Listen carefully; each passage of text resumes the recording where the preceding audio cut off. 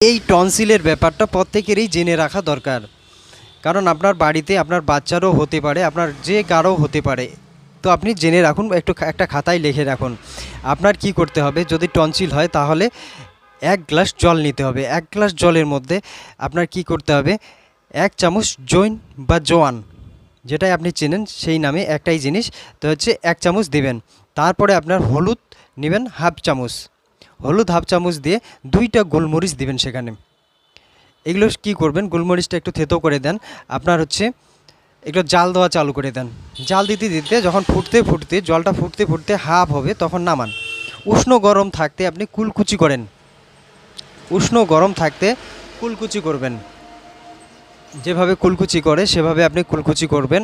তারপরে 1 চামচ আপনি খেয়ে নেবেন, 1 চামচ পরিমাণ ধীরে ধীরে সেটা খেয়ে নেবেন, খুব হালকাভাবে ধীরে ধীরে খেয়ে নেন। এভাবে দিনে 3 বার